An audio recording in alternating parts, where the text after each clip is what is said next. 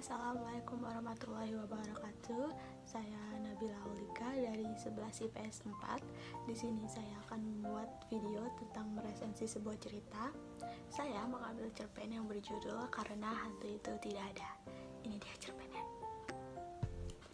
Oke, yang pertama itu identitas cerpen.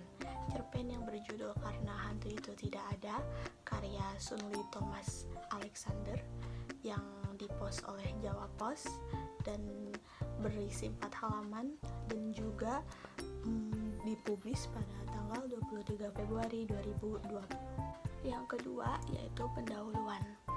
Cerpen Karena Hantu Itu Tidak Ada karya Sun Lee Thomas Alexander ini bercerita tentang seorang anak yang berusaha mempercayai dirinya bahwa hantu itu ada.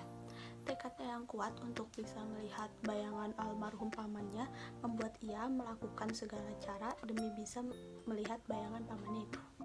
Yang ketiga yaitu isi.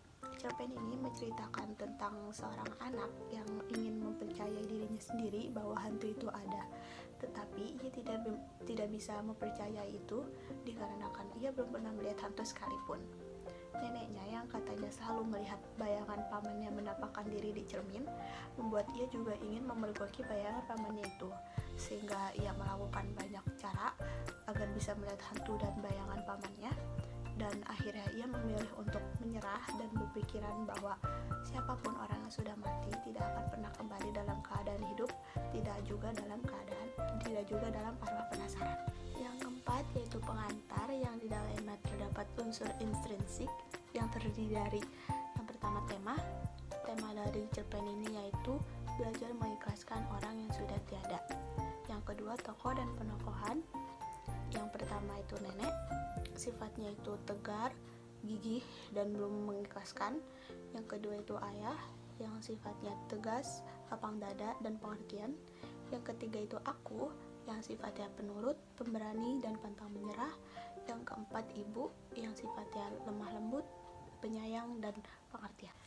Yang ketiga latar tempatnya di rumah, latar waktunya itu siang hari, latar suasananya itu mencekam. Diambil dari potongan cerita yang ini. Yang keempat itu alur di dalam cerpen ini tuh campuran atau maju mundur, karena di dalam cerpen tersebut itu banyak potongan kalimat yang membahas tentang kehidupan di zaman dahulu. Yang kelima sudut pandangnya ini tuh orang pertama, yang dimana tokoh di dalam cerita tersebut menggunakan kata aku. Yang keenam gaya bahasa. Gaya bahasa dalam cerpen ini tuh menggunakan bahasa yang sering digunakan di kehidupan sehari-hari. Yang ketujuh amanat yang kita ambil dalam cerpen ini tuh janganlah kita selalu percaya terhadap hal-hal yang mitos dan mistis, dan juga kita harus belajar mengikhlaskan dan merelakan orang yang sudah tiada. Yang kelima yaitu isi resensi. Isi resensi ini terdapat kekurangan dan kelebihan. Kekurangannya yaitu di dalam cerita ini penulis kurang menjelaskan secara detail tentang latar tempat dan latar waktu. Kelebihannya, di cerpen ini penulis banyak memberitahu tentang kehidupan pada zaman dulu, serta penulis juga memberitahukan pesan secara tersirat kepada pembaca bahwa untuk tidak mempercayai hal-hal yang mitos. Yang keenam yaitu kesimpulan. Cerpen ini merupakan bacaan yang menarik bagi kalangan generasi muda karena di dalam cerita ini banyak sekali menceritakan tentang kehidupan di masa lalu, serta penulis memberitahu kepada pembaca bahwa jangan percaya terhadap mitos dan hal-hal yang berbau gaib dan mistis. Yang ketujuh atau yang terakhir yaitu rekomendasi atau saran.